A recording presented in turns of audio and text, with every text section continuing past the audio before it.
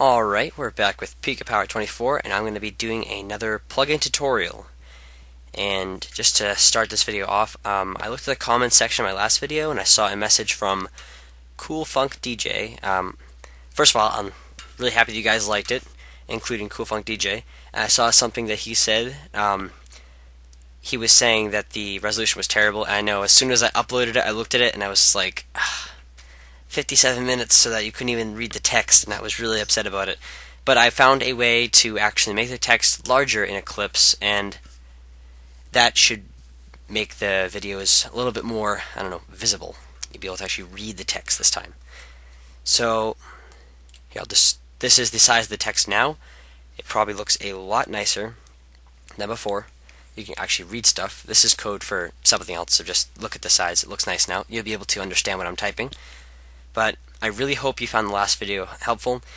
If you were a little confused by it, watch this one. Hopefully you'll be able to this will clarify some things. And I'm just going to make a bunch of tutorials that's going to go into different aspects of Minecraft plugins. Like last time it was just giving you potion effects. This time it's going to be working with like punching a block or something like that.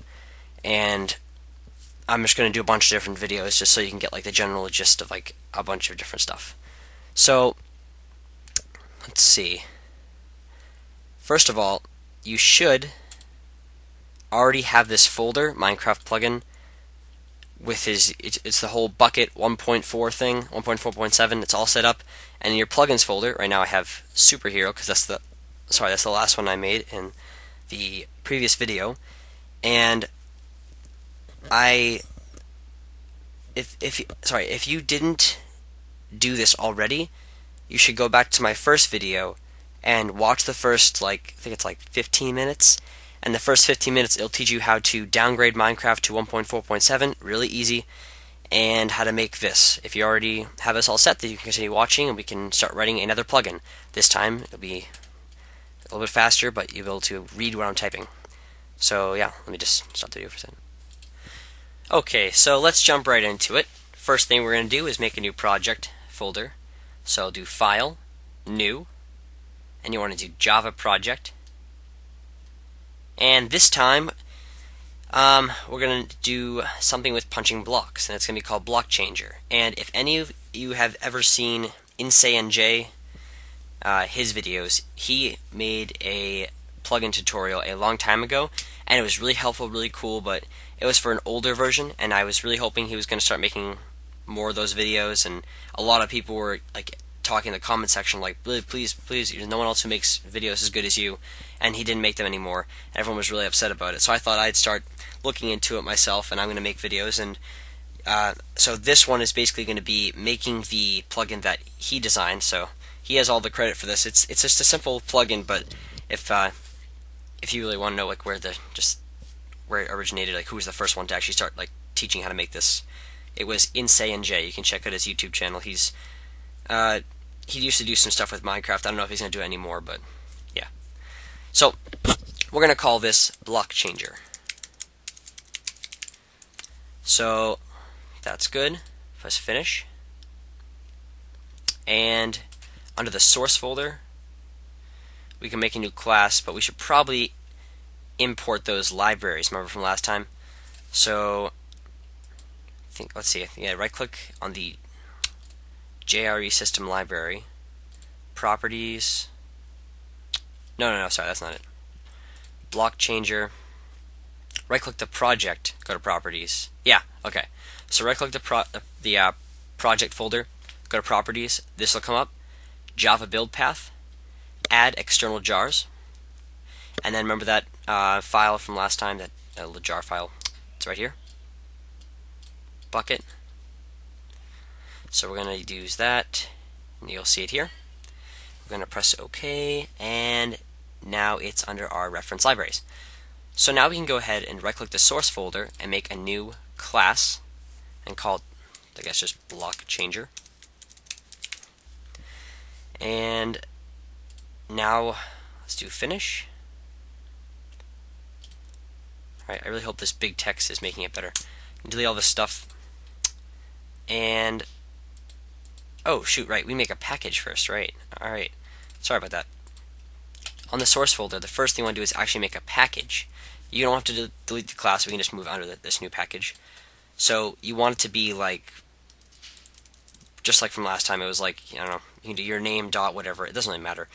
So I'm just going to do insay because this is his plugin that he was teaching everyone how to do. I'm going to just do it for the most updated version, and I'll do dot plugin finish. And now I think we can just click and drag the class into our new plugin, our new package. Press OK.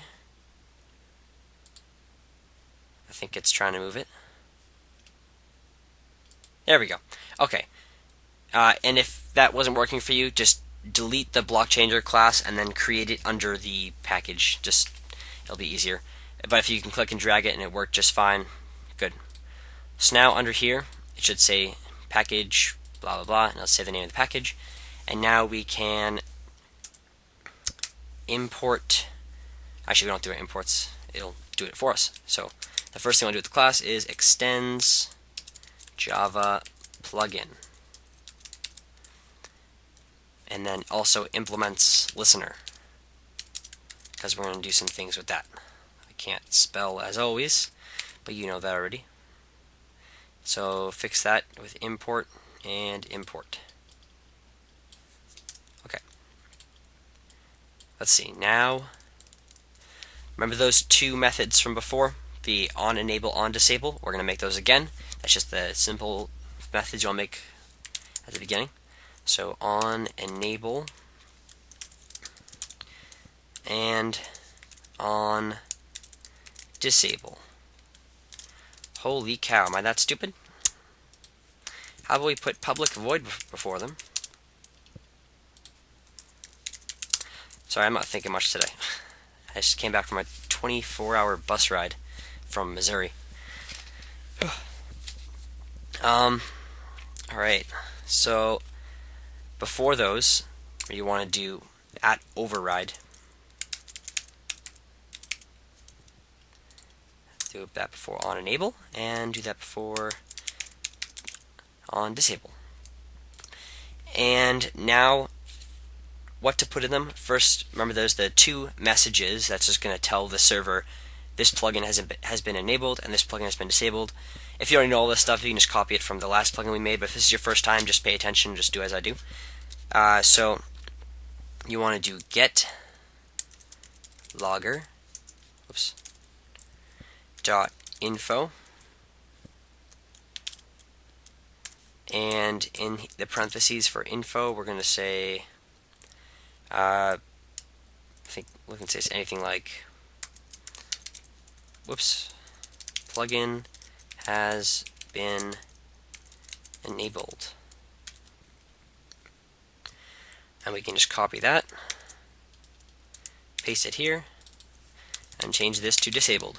So we have our two messages, and on the enable part we want to, we want to do the get server. This is for listener stuff.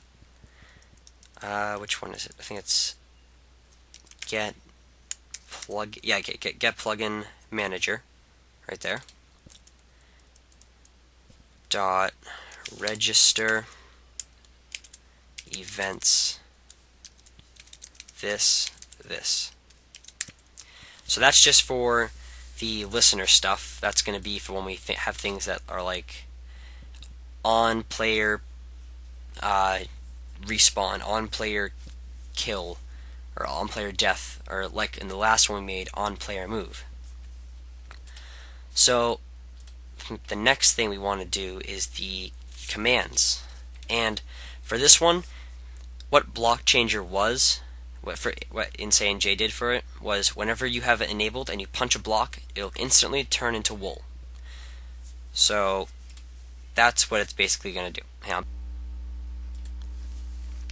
Hi, sorry, I have an endless chain of people interrupting me and yelling around the house. So, okay, so let's. So what we have so far, we have the on enable and we have the on disable. So that's just the default stuff for the plugins. So now we're going to have the commands, And for the command, it's just going to be just like the last one where we had the type in the name of the plugin to enable it or disable it. So let's start by writing the method. So it's going to be public. It's actually going to be a return type of Boolean, which is going to be true or false. And it's going to be called on command. Okay. And the default is return false. Okay, so in here we have all those parameters. There's tons. So just write this: command sender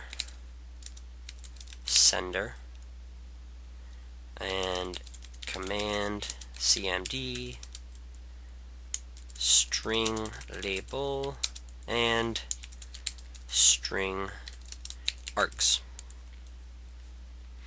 Okay, so we have error, import the bukkit.command one. Okay, so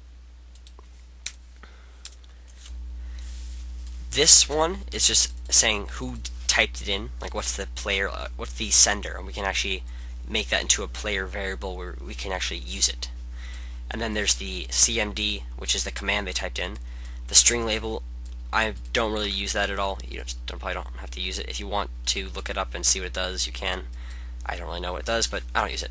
String of args, this is an array of arguments of what they type in after the what they type in after the command. So if I said like set space, like the superhero plugin, I actually made some more variables, more commands like set space jump space 30. And then the jump would be universally set for everyone to 30. So let's write the command. So we're going to say if cmd dot get name dot equals ignore case, and then in those parentheses we're going to say block changer. Whoops. Okay. So if they typed in block changer, then we want to check to see if they have it enabled, and if they do, disable it. If they don't, enable it. So let's write the array list for it for all the people that have it enabled. So we're going to do array list of type player. And it's going to be called block changer people or players equals new array list player. Okay, if you had seen my last video, you'll already understand what all this stuff is. Okay, fix the errors with the imports. But if you haven't seen the last video, I'm just going to go over it. Don't skip over it if you already like know it's the stuff though. Just watch it; it'll make this thing more understandable. So array list is just like a list, and it's going to be of type player. So it's going to be a list that holds players, and the list is called block changer players. You can call it whatever you want, and I can add people to this list. So this list is basically going to contain players that have this plugin that we're writing enabled. So now we can go down here and say if is enabled for the player. Okay, that was like a ton of things we didn't define yet. So we want to define the player variable. So right now we have the sender, and that's a command sender type, but we want to change that to a player variable so we can actually use it. So just, you want to do it like, whoops. Okay, not 0.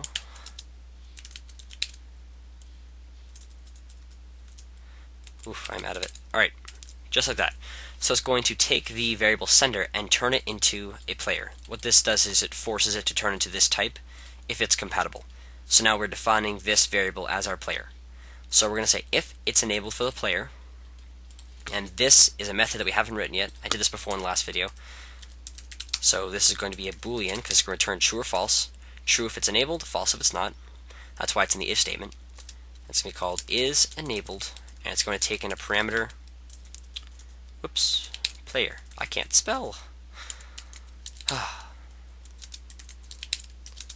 Okay. So right now I have an error. That's because I don't have a return type yet. So the default is going to be return false, but it's going to override that and return true if our list of people block changer players dot contains player. Whoops. Okay. And if that's true, we're going to return true. So this is a really simple method. All it does is it checks the list to see if the player is in it. If the player is in it, return true. Now it's done. If not, it's going to continue going down and it will return false. We don't even need an else statement because the return statement kicks it out of the method. So the only way it will get this far in the method is if it didn't get kicked out by this return true statement. So now this method will work. It will actually return true if it's enabled and false if it's not. So if it's enabled, we want to take them out. So we want to do block changer players dot remove, and we want to remove that player. Whoops. And then we want to tell them that they just got it removed. Player dot send message, and we want to tell them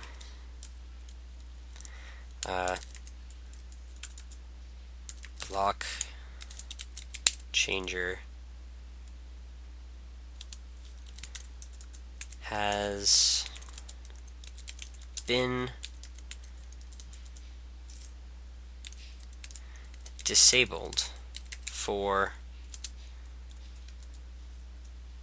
whoops, okay. And then we're going to use their name, player.getName. So what that's going to do is it's going to tell them block changer has been disabled for, and then it's going to add in their name. So it's going to say for, like in my case, PeekAPower24 or Insane J, like that. So, and then we'll just put a nice period at the end so it looks nice, and we'll give it a color. So this is disabling, so I always do a chat color of red when I disabled stuff, and we'll put in a plus sign so we can concatenate the two. That basically just means add. It's going to make the next string that follows red. So now we can copy this whole thing. So this whole if statement right here. Oops! Right after this, we want to return true, so we know that we successfully typed in a correct method. So now we can copy this whole if statement. Control C, Control V, and now we have it twice. Oh gosh, no! What am I thinking? Just this if statement right here. No, wow, what's wrong with me? Okay, sorry. We make this really simple. I'm trying to make this overly complicated. We can do an else statement. So that'll just say, if it's enabled, do this, else do this. Wow, sorry about that. So all we want to do is copy these two lines and paste it in our else statement. Okay. And instead of removing them, because this is going to be if they're not in the list, so we want to add them, because this is if it's not enabled, then they're typing in so they can enable it. Can. Yeah. And the color is going to be green, and it's going to say it has been enabled. Yeah. So now we have, just like last time, we have our array list that's going to be able to successfully add and remove players on this command. But now we want it to do something, so now we get to the fun stuff, just like last time. So because we're going to be working with some sort of event that's waiting to happen, we're going to use this again, event handler, and then after it we have public void on block damage.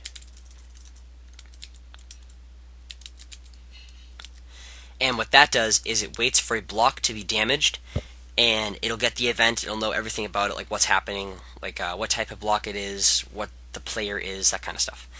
So for parameter, it's going to take in block damage event. So now we have that. Alright, I think the errors can be fixed by simple imports. Yep, just have to spell it right. Okay, so now you should have this.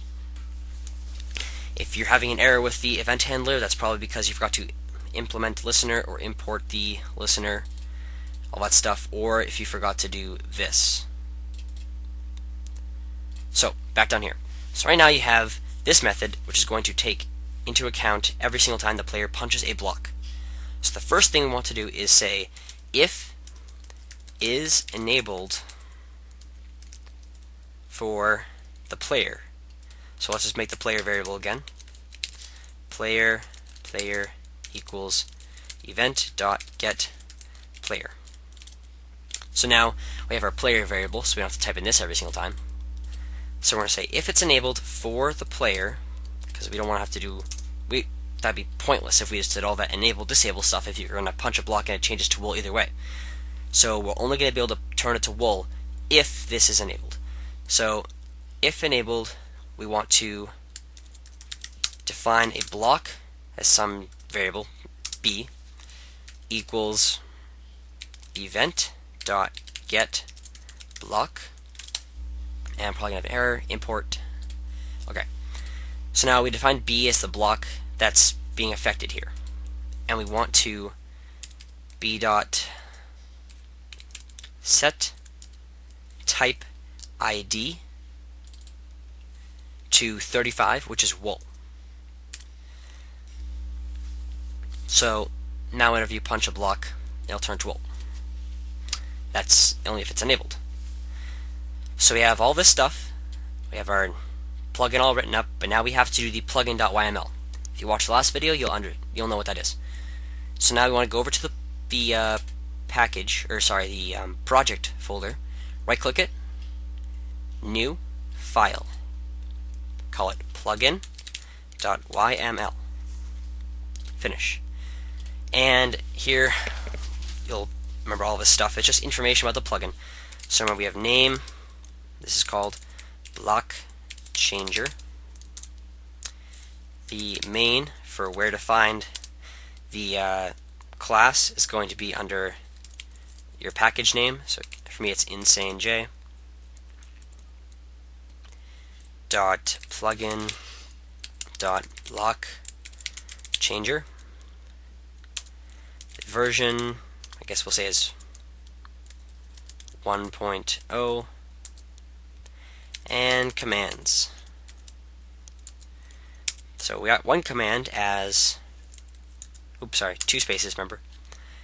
So we have the command as block changer. Okay, so we have the description,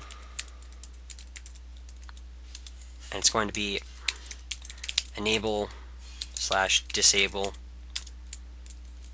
the plugin. Oops,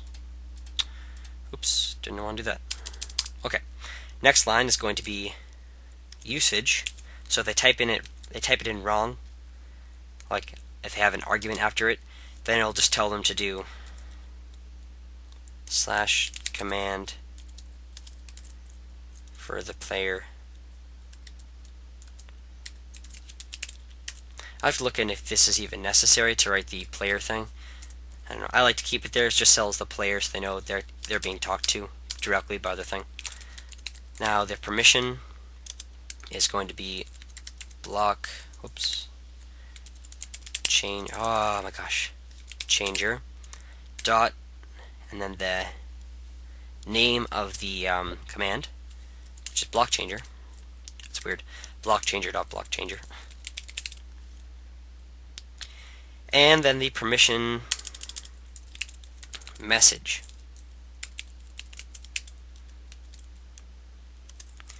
And it will say this is if someone doesn't have permission, you do not have permission.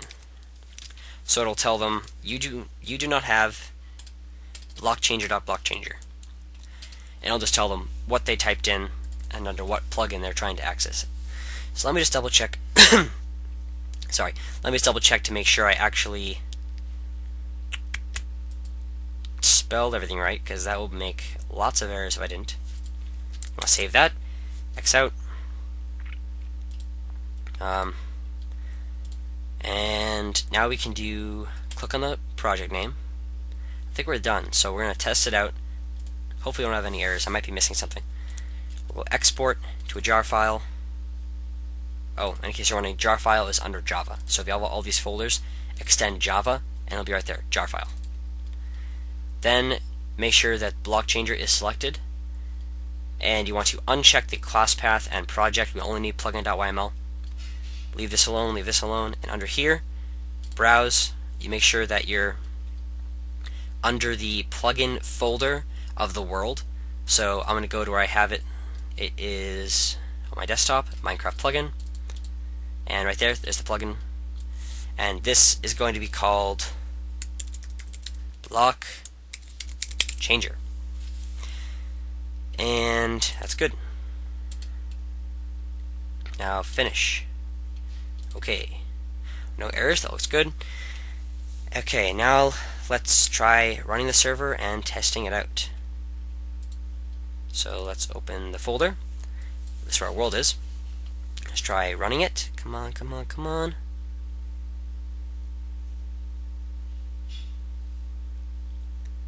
Alright, that looks good. And block changer plugin has been enabled. That looks good. So now this is all set. The world is open, so no errors yet. I'm going to open Minecraft and just... Okay, so now here we are on the world. And we still have our previous things, like speed from the superpower thing. If you didn't do the superpower plugin, then you won't have this stuff. This is just the superpower stuff. Let me just quickly show you what it does. So if you type in like /jump, you can now jump really high. I added some new features like /set jump 80, and now you can jump really high. So that's just some of the features I did. And so I'll just disable that stuff. We don't want it now. But if you really want to, if you're kind of interested in the speed and jump thing and you didn't do my last plugin, go to my last video, watch that, and you'll be able to create those. That was actually a lot of fun making that. If you already did that, then I'll just shut up now and let's just do block changer. Block changer has been enabled for Peak Power 24. Oh yeah, look at that. Wool, wool, wool.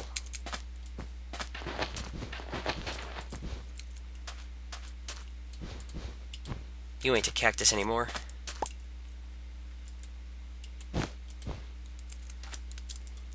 So, that's just an example of using the on-block damage. Oh, that's weird. What if I can punch... Oh yeah, look at that. Okay, I can't punch water, but... So any block that you could naturally already damage... I'm going to enable my speed plugin so I can run fast. Any block you can damage when you have this enabled, you'll be able to punch the ground and it'll turn into wool. Let me go somewhere where it's probably more noticeable. Oh, it's punching the snow on top of it. I think Insane J had that exact same problem. He was punching the snow on top and it was turning to wool. So this works pretty nicely. And let's try disabling it now. So we'll say block changer. Okay, block changer has been disabled for Peak Power 24.